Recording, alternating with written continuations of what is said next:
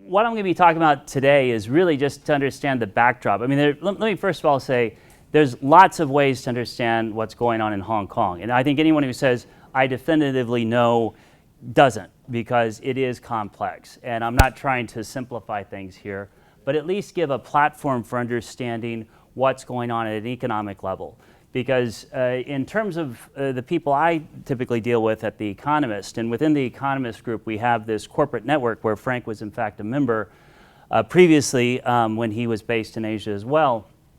We're really looking at things in the sense of what does this mean for business? Again, that's not the only important thing to think about in a society, but it's one of the key things. And so when I think about what's happened around the world, particularly in the United States, it's very much about jobs, it's about employment. So that does mean even if you aren't involved in business, you should be thinking about the implications of business. We could have separate discussions about what's politically proper here or not proper, and how should we describe things in a socio-political context. But what I'm really looking at is economics with then some social dimension to it too. And that's what the background here will start with. First, to understand why there have been the protests. Again, just looking at the broad brush strokes, this is just a quick survey of what's been going on over the last few years. And although it doesn't typically come up in media coverage, you could really say what is being protested about started back in 2015. And this was a bit of a shocking occurrence for Hong Kong that although it had been colonized, and you could go back to the 19th century and talk about the Opium War and how Britain came in, and it wasn't really so much a friend of Hong Kong, but a kind of overlord, though, that provided this uniquely democratic environment without actually providing full democracy. You had the disappearance of these 5 gentlemen on the screen there who were booksellers and publishers. And they tended to publish books that were of a titillating nature about a scandalous commentary involving the elite of mainland China in particular. So they'd have books about, like, I think one of the last ones they came out with was The 6 Women of Xi Jinping. And that was something that obviously was not much appreciated in Beijing. And then sure enough, from October to December, one by one, these gentlemen started just disappearing. And what was happening is Chinese security forces were finding ways to take them either when they were traveling in places like Thailand or in fact in Hong Kong itself, it seemed, or when they were going into Shenzhen. There was kind of these moments of opportunity. So it was what we'd call extrajudicial rendition or irregular rendition. And let's see if this will get us forward. There we go. And this, we had a very clear case, and this struck a bigger nerve, at least in the mainland. In 2015, that struck more of a nerve in Hong Kong, and for those who follow what the Hong Kong second system, it's one country, 2 systems under the basic agreement between, what's called a basic law, and it predates that with a basic agreement between Britain and China. But in any case, this whole notion that Hong Kong's system is supposed to be preserved for 50 years, from 1997, the year of the handover, until 2047, in other words. So first of all, with the disappearance of the booksellers, who then did pop up in mainland China in jails or under detention, and then gradually, one by one, also made their way back to Hong Kong, except for, I think there's just one who's still under detention. But in any case, that was a shock for Hong Kong and those who, like my organization, follow media freedom. And I'll just mention, what you then had was in 2017, the abduction, without any official word on this, but what clearly was an abduction of this gentleman, whose full face will come up in a minute, Xiao Jianhua, and he's a financier. He's a rather interesting fellow. He was a prodigy. I think he attended Peking University, China's top university, kind of the equivalent of Harvard, at like age 14, and was a math major, and then was this kind of whiz kid financier to the elite. People like Bo Xilai, who was then himself put under arrest. Anyway, he kind of ran in the wrong circles, but he was with the political elite that fell kind of afoul of the current regime. And he disappeared in no less a hallowed place of residence than the Four Seasons Hotel, which is one of the nicest new hotels there on Hong Kong Island. So that started to send shockwaves more to the power structure in the mainland, as well as Hong Kong, the wealthy. Whereas before it was just a matter of a kind of press freedom, this was cutting much closer to the quick with arresting people who were elite.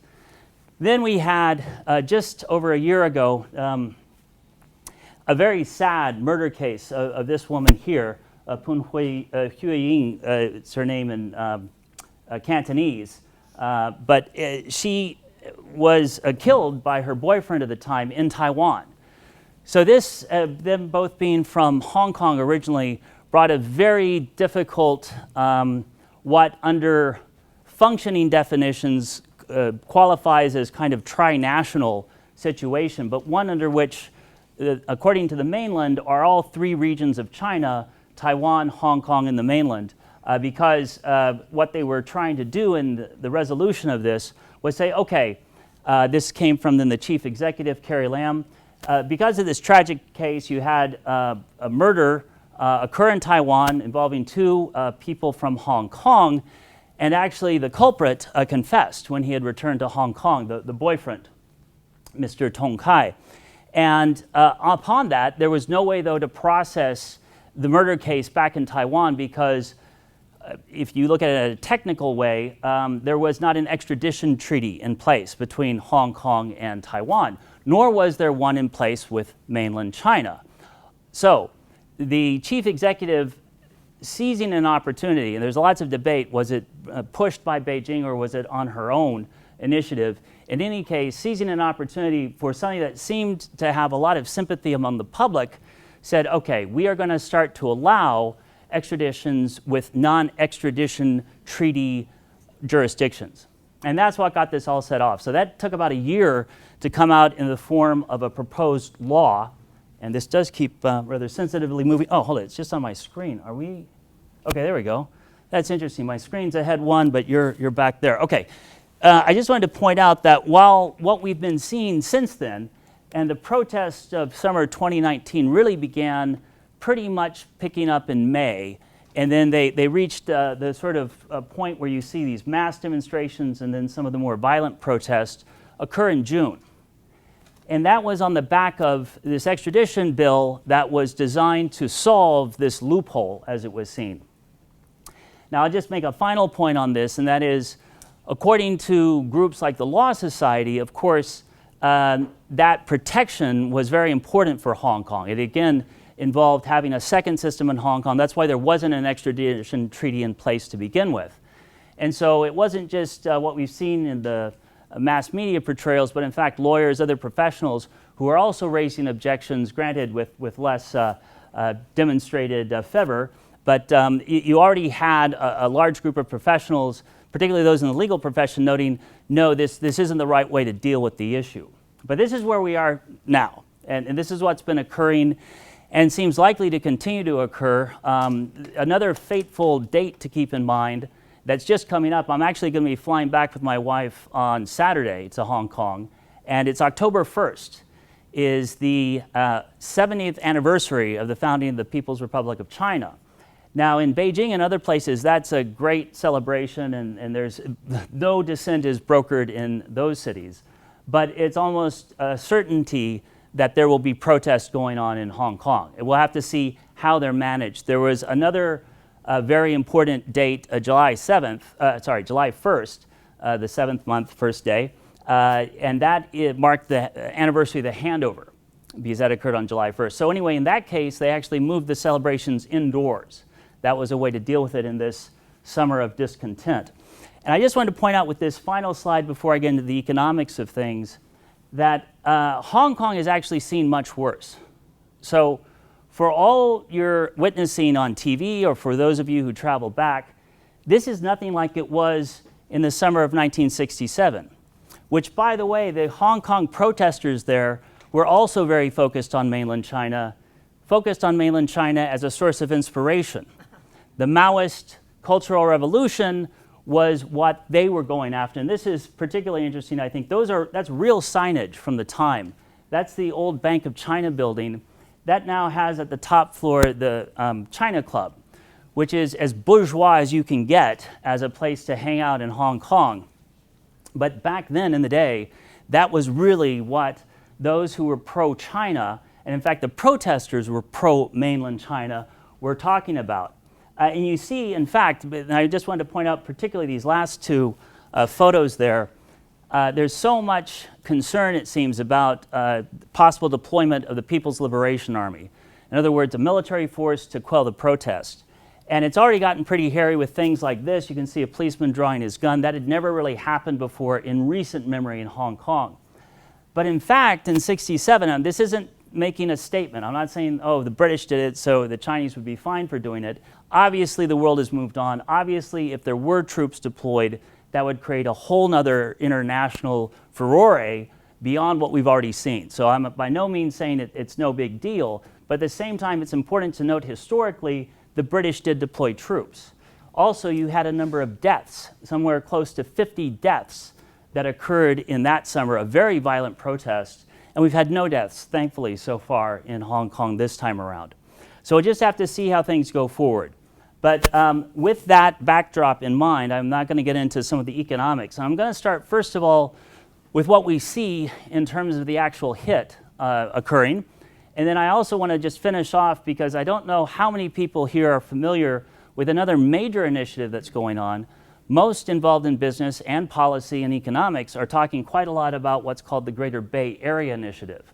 And I'll finish up on that. That's got a lot of good news, but it also has some challenges involved as well. So first of all, I mean, the headline, probably not surprising here, Hong Kong's GDP, the typical measure of economic growth, is looking to tank.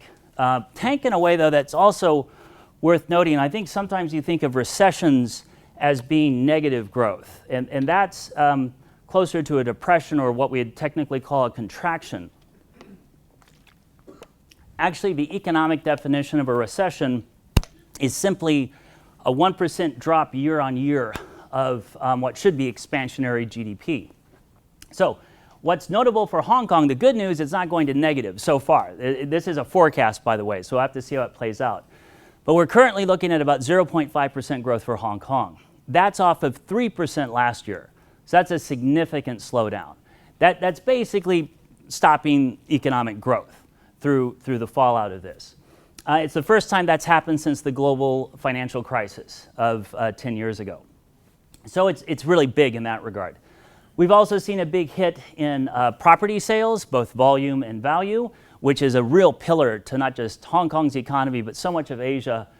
Various reasons for that. But property is a very telling indicator. That's going down. And then we also see the stock market. There's been a huge drop in the Hang Seng Index. Just using a period of early July to mid-August there, some $620 billion in declined value. I point out with this graph that, by the way, and I think that's often mistakenly taken on its own, we also saw things like the S&P go down at that time. So this gives you a little more balanced measure where it shows it wasn't just Hong Kong, there were other markets also suffering, largely for the same reason, which is the US-China trade war. Could have a whole nother discussion around that sometime, Frank, and I'm sure you'll be probably programming that going forward. I'd love to at least be a member of the audience if I'm not speaking. But in any case, there are all these factors that are impacting Hong Kong in this case. Now, okay, here we go, the retail slump. This is one of the more telling measures of how the turmoil has had a spillover effect. Close to 80%, 78.3 to be exact, of inbound tourism comes from the mainland. So Hong Kong is heavily dependent on mainland tourist flows. And it doesn't matter, Hong Kongers and mainlanders tend to get along okay. My wife might have some other opinions on that. She's got a lot of Hong Kong friends. She's from Beijing originally. But I mean, certainly our daily life and her other friends, both Hong Kongers and those from the mainland, it's generally fine there, but you have noticed more tension. And certainly what's very noticeable is there's just no more tours and the usual amount of tourists, even independent ones, coming through. And that's had a big impact on retail sales. Double-digit decline overall, close to 25% decline in the high end. And that's where Hong Kong's retail economy really depends. It's if you think of Las Vegas and the whales, the big spenders, Hong Kong has the similar equivalent with mainlanders who go there to buy the Rolexes, the LV bags and so forth, and that's really dropped off. And by the way, this is just hard data, meaning it's only what's been reported, so that as of September only covers July. August is likely worse. And those figures will come out at the end of the month. So watch those if you follow the data from the Hong Kong Census Bureau. I think a very telling indicator of what's been difficult for Hong Kong, as well as what makes Hong Kong very resilient, and why actually I have a fairly optimistic outlook economically about what lies ahead, is the case of the occupation of the Hong Kong International Airport. It basically shut down the airport for close to 4 days. This was in the early part of August to the middle part. And it's true that that had a huge impact. I mean, it was another shock to the system, as it were. Now, what I think is particularly telling about this, in almost any other country, all right, and I think of what happened after 9/11 here in the United States, where I was at the time, and following the news, and granted, that was a much more catastrophic event, but when there was a sense of a security issue at U.S. airports, you had the National Guard, you had militarized police forces very visible. While they did deploy police to Hong Kong International Airport, they never forcibly removed the protesters. That would pretty much be unthinkable in most major international airports, right? And I think to the credit of Hong Kong's authorities and the protesters, because the protesters were also, checking themselves. There were a couple of acts of roughing up some mainland tourists, and I'm not forgiving that, but it wasn't severe beatings. It was getting out of hand. But anyway, both sides showed restraint. And in fact, the way they solved it was through a court injunction. And that's what cleared out the protesters. And again, that's what makes Hong Kong Hong Kong. It has a rule of law. It's a very neutral jurisdictional structure.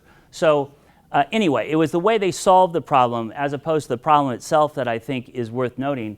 By the way, Hong Kong International Airport gets frequently shut down from typhoons, these sorts of things. I mean, doesn't just immediately damage the economy. There's always a blip when that happens, but it's not that significant. Probably the worst fallout from this is what's happened with Cathay Pacific, where there was basically a purge of the senior management, and they told all the flight attendants and other workers that if we ever see you in social media supporting the protesters, you're fired.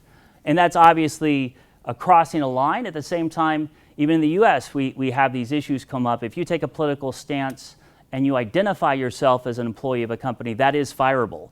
It's not fireable, though, if you do it as an individual person, right, as an individual citizen. So I think that's where the difference needs to be drawn. And then, of course, we're kind of skipping through there. I'll just can I go back? Okay. Well, I'll just say that the previous slide, and by the way, these will be circulated to those who are interested. I'll leave that to you, Frank, how you want to distribute those. But there are PDF copies available. The previous slide just showed how the trade war is also having an impact. By the way, it's not as significant. It's basically a negative 2% growth or decline in the growth for exports and negative 3% for imports. And imports, again, being particularly dependent on high-end luxury items and so forth. So, yeah, there's a hit, but it's not huge. And that's more owing to the trade war plus than the troubles that have been occurring locally. And then this is some of the fundamentals to bear in mind. So I talked about property, and it has been taking a hit, but longitudinally, and this is the City Leading Index, it's not really budged. It's been a bit of a dip. You see that there from July, but Hong Kongers know the value of these assets. And so it would take a lot to really have that drop off. If anything, what's really worth noting here is, and we had a discussion about this with Clayton's class a couple weeks ago, or just, I guess, last week. And there was a bit of a debate between me and some of the Chinese scholars. And they say, well, economics aren't a factor so much. These are very much politically driven motives. And that might be, but not only because of my economic orientation, I would say in general, discontent is fostered by economic conditions. So even if people feel politically motivated currently, it's things like this that I think are really stirring the fire. And that's something that the government, both in Hong Kong itself as well as Beijing, is looking at.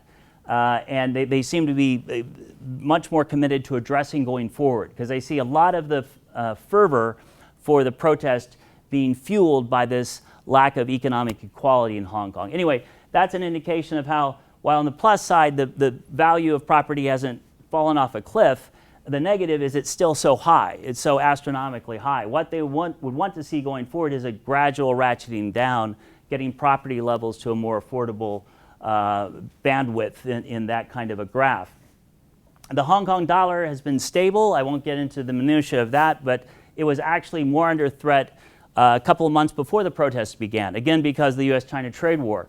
So if you look at the flight of capital, which has been discussed, there are indications that some tycoons took their money out of Hong Kong, put it in places like Singapore. While I don't dispute that, overall, the run that you would expect on the Hong Kong dollar, if there was a massive capital flight, has not occurred. The data just doesn't support that. And the other thing that's very interesting, I'll talk a little bit more about it later, is the Hong Kong Stock Exchange, despite going down in value, is actually getting stronger and stronger. I don't know if you follow, I don't have it in the slide, but recently the Hong Kong Stock Exchange made a bid for the London Stock Exchange. Now, those who follow finance don't consider that a sincere offer, but it's also a great way to show I'm not dead yet. In fact, I'm so not dead, I've got enough money to buy out you, as it were. So, and there's other stuff going on with the Hong Kong Stock Exchange and what's known as Stock Connect and Bond Connect with the mainland. That's proceeding actually in new ways that are even more fundamentally significant as strengthening Hong Kong's connection with the mainland. And why is this flipping through? Okay, I'll try to get through that. Go to the trade war. Can you go? Yeah, I just had that. Well, I see. There's right. Okay. If it's all right, I'm going to pass the trade war. Again, you've got these slides in a deck that can be shared. I just want to move forward. And this is my final slide, just kind of summing up the basic economics. I'll then talk a bit about the Greater Bay Area, and then we'll take your questions with some moderating from Clay there. So this is my final point. Again, you can refer back to the trade war stuff, but it's basically as I described, I think, the key takeaways. And that is, if you really look at what's been happening in Hong Kong, I would say yes, obviously the political environment has worsened. But I go through a couple of categories here in terms of, how do we read the scene to understand, are things getting fundamentally worse or not? And while the political environment has obviously worsened, you can't say there are so many other categories where it's so much a fundamental shift to Hong Kong being in a negative space. So for example, rule of law. You could say it's worsened in some ways, and I would argue it's even improved in some ways. Again, bearing in mind what happened with not just the airport, but Joshua Wong had been rounded up in a kind of sweep of some political dissidents a day before some expected protests on the weekend. He was released within 24 hours. I'm not defending the arrest. I'm pointing out that there aren't many other places where you could do that. You would arrest a political dissident, and the courts would rule that's illegitimate. He's free. So you could argue that in some ways rule of law has been strengthened in Hong Kong. In terms of these other categories, industrial competitiveness, human capital, its ability to attract in talented workers, obviously that's gone down a bit.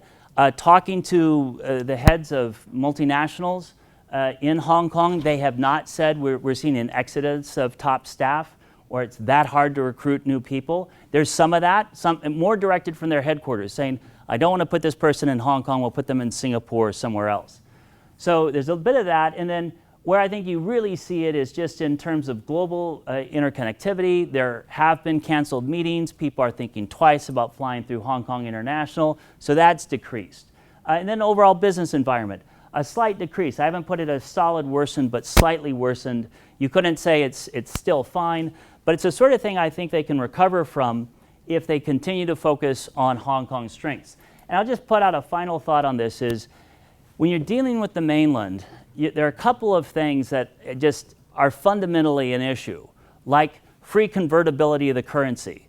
The renminbi is part of what's known as a closed capital account. So Hong Kong is the only part of China that isn't a closed capital account. A stock exchange that is freely accessible globally. An airport that, despite these issues, is now functioning fine. My wife and I, again, flew over here, no problem. There was a slight delay going through security. Nothing like TSA in LA, believe me. LAX, okay.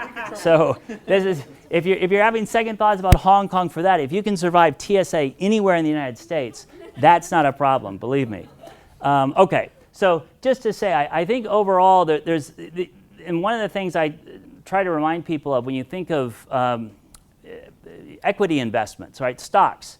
There's a difference between short-term volatility and long-term fundamentals. And that would be my final point on this. The long-term fundamentals for Hong Kong are pretty hard to dispute. You'd really have to see a mass exodus of talent, people just fundamentally not believing in the future of the economy to see it get in a place where it really can't continue to compete. It has lost some of its edge, but it's not the sort of thing that can't be solved over time.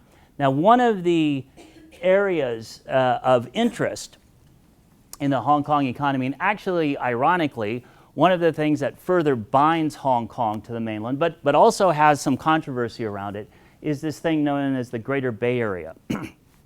I'll just briefly go over some of the high points of this to give you a flavor, though, of what, before the protests, this isn't something that just came out because of the turbulence there. It was something already planned, but now has got even more impetus because both the authorities in Hong Kong, as well as Beijing, plus the business community, they want to see something like this roll out more than ever. And so this has been on the books for a while in terms of a concept. They finally came out with a plan just earlier this year. It was actually February. Ironically, the same month they started discussing this idea of an extradition bill, the Greater Bay Area outline, they call it a blueprint in English, but it's really an outline as it's called in Chinese, came out. And it's built around the idea of trying to transform Hong Kong plus Shenzhen plus Guangzhou, Macau, a total of 9 cities, basically the 7 top cities of Guangdong province plus Macau and Hong Kong, together in a way that could rival Silicon Valley or take on Tokyo Bay. Be what you see like with Greater London, right? So to make it into a kind of mega metropolis that isn't just economically thriving, but is kind of cutting edge in technology, logistics, these sorts of areas. So again, I would just suggest if you've got an interest, you can refer to it here. Some of the chapters in this outline that I've highlighted, it's basically a document that tells you what the government is thinking about this. I've highlighted some areas that are both compelling for an opportunity, but also fundamentally challenging. Again, how do you combine, for example, the very thing that makes Hong Kong so great, free convertibility of the currency, for example, or this fantastic rule of law, with a system in the mainland where the currency isn't freely convertible and the rule of law isn't that. It's a rule of party. It's not to say China, the mainland, is lawless. It has laws, it has courts, but they are rule of party, not rule of a totally independent judiciary. So that's 2 key factors in saying how do we make this work. Again, the good news is there's a lot of interest in making something work, and this is economic rationale for bringing Hong Kong and its mainland sister city economies there closer together. This is another compelling reason that really goes beyond policy. It's just what's happening, and that's population growth. So this is our forecasting. We can't promise this will happen, but us, at the Economist Intelligence Unit, going back, reviewing the data, forecasting ahead. What you see, just real quick scan, the red here, the Northeast, that's where you have recessionary conditions in China. That's a decline in population going on. These light blue areas, fairly reasonable growth. This is, by the way, out to 2030, so it's a long-term forecast. But look who's topping, Shenzhen, at close to 2% population growth. Well, that's average, right? I mean, that's you're going out over this long time horizon. And in fact, it's not just Shenzhen which takes the top, but all of Guangdong province, it's over 1% growth for the key cities there. So they're really leading in this shift of China's population. We also have here a real significant factor. I think this is sometimes misinterpreted, but it's worth pointing out, and I'll give you the way I think you should think about it. And that is, so hopefully in the back you can also see it, but I basically show on the upper left there a comparison of GDP, Hong Kong versus all of Guangdong province. So believe it or not, 20 years ago, all of Guangdong province was smaller economically than just the single city of Hong Kong. That's 20 years ago. Today, Guangdong province has an economy the size of Spain or Australia's, 1.5 trillion estimated. Hong Kong's isn't anywhere close to that. It's less than 400 billion in size. And it's not only no longer bigger than Guangdong province. As of last year, Shenzhen exceeded Hong Kong's GDP. So Hong Kong kind of becomes third tier, and this is our projection out to 2029, comparing Shenzhen, Guangzhou, and then Hong Kong itself in the dark blue.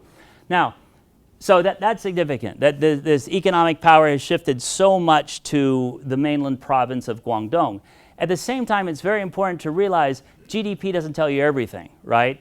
The Swiss economy is not as large as Germany's, but Switzerland is extremely important for lots of reasons that are similar to the reason Hong Kong is important. I'll leave it at that. But to say don't take it as GDP means everything, but it, well, okay, it's there. Okay, good. That's a good one. Let me see if I can go back. Oh, okay, I will. I will go back. I'm beginning to figure out the buttons. They teach us all sorts of analysis tricks. I'm not very good at manipulating the computer. But anyway, this is just very briefly to also give you some visual here on what we're talking about when we mention geographically the Greater Bay Area. You see some connectivity here. This is high-speed rail, also a mega bridge that went up. This is the largest bridge span in the world, connecting the mainland to Hong Kong there. And I think it's also important to point out that when you build this kind of a high-speed rail, it's not just connecting Hong Kong to Guangzhou, but this advanced, in fact, you could argue the world's most advanced, certainly the world's largest in terms of footprint, high-speed rail network. So it's really going into much more than just this one city, but that has drastically reduced the time of travel. That's all significant. And I'll leave it at that to say that this is part of the infrastructure that's bringing those cities together and kind of defining physically the Greater Bay Area. Now, here I talk about BRI, the Belt Road Initiative, formerly known as One Belt, One Road, still known as One Belt, One Road in Chinese, but they decided it sounded a little too ominous, I think, in English, so they found a snazzier title. But I won't get too much into this, other than to say, regardless of what one thinks about the Belt Road Initiative, it's been a selling point for Hong Kong as well, that it's this super connector, that it helps international finance and legal services, and indeed we were having a conversation with an architect in the audience, and all of those sorts of services are joining Belt Road with Hong Kong as a very helpful platform for that. However, it has its downsides, and this is just to point out, this goes back to 2017, and there have been further downgrades to China, both China's and Hong Kong's credit rating. But one of the negative associations for Hong Kong actually has been that close connection to the Belt Road. And this goes back to a time when Moody's downgraded Hong Kong precisely because it was so connected with Belt Road and saying that's a politically motivated project. It doesn't have enough financial rationale to justify much of the spending, so therefore we're downgrading both China and Hong Kong because of the exposure. Here you have Paul Chan in retort saying, well, all of our investments on Belt Road are made with sound business fundamentals in mind. That can be debated, but just to show there is some negative association there. But also, if we're talking, why is it going that way? Okay, let's get it. Okay. But it just shows how there's this tie that continues to bring Hong Kong's and mainland's economies closer and closer together. Just a couple of slides here now to finish up with. One is the Hong Kong International Airport. I already talked about the protests and how those were dealt with. This is the world's largest air cargo airport. Okay, so Hong Kong International isn't just an important airport for Asia. It is the most important cargo airport in the world. And it's actually growing. There's a third runway expansion underway, and you also have China becoming the world's largest air passenger market. So that also bodes extremely well. Okay, here we go. This is kind of bad news, good news thing. So one of the losses for Hong Kong Stock Exchange in August was Alibaba was going to do a secondary listing. Alibaba, I don't think needs a lot of introduction here, but I will just point out, so the world's largest initial public offering, IPO, occurred with Alibaba on the New York Stock Exchange. It was a big loss to Hong Kong, which had been bidding for that opportunity back in 2014. Now it had this opportunity for a secondary listing. It was set to be the largest IPO of this year. It's been tabled, but it's not dead. Okay, it's likely going to come back. But regardless of what happens with that, that it could come at all speaks to, I won't get into the details of it, but it speaks to reforms going on in the Hong Kong Stock Exchange and with its capital markets that again make it more globally competitive. And it's already ahead of the mainland stock exchanges in that regard. Okay? Dual share listings is the particular feature I'm talking about. Again, I won't, for those not interested in finance, we'll skip that. But just to say there are really big, important changes still going on in Hong Kong with its capital markets, further connected to the mainland. And I think that's kind of it. I'll leave it at that. Yes, yes. And that, to also point out a bullet I have there. So mainland officials also want to see Hong Kong succeed in this way, right? And in fact, another thing that happened in August was they further went forward in not only allowing Alibaba as kind of, you know, or it was more a decision by Alibaba's purely whether or not to list in Hong Kong, but the mainland said companies listed on our markets can also use Hong Kong, or we can accept them to relist in our markets if they're dual shares, right? Again, it's kind of financial technicalities, but it's very important. So Hong Kong is strengthening its ties while all this is going on economically with the mainland. That's the key point here. And a final point just on this whole notion of the Greater Bay Area and the technological capabilities of that area. This is just from a survey we did. Actually, it's an index, and then we list out the rankings from that index. And this just shows if you look at clusters on the basis of patent filings. Granted, that's not the only measure for inventiveness, but it is a significant indicator. You see Shenzhen, Hong Kong, and we combine the two cities. We look at, likewise, Tokyo, Yokohama, San Jose, and San Francisco. We're not separating a single city. We're looking at a clustered area. Anyway, it ranks second in the world for patent filings, actually slightly beating out Silicon Valley there. So it just gives you some indication of how Hong Kong and its sister city there of Shenzhen is actually doing quite well in terms of what it can offer something like the Greater Bay Area, but besides the policy interest in seeing this happen and the business community interest. And it's not letting me finish. That's the end of my slides. So I've got my contact details in the actual deck. So when you see that, feel free to reach out if you have questions beyond tonight. Thank you.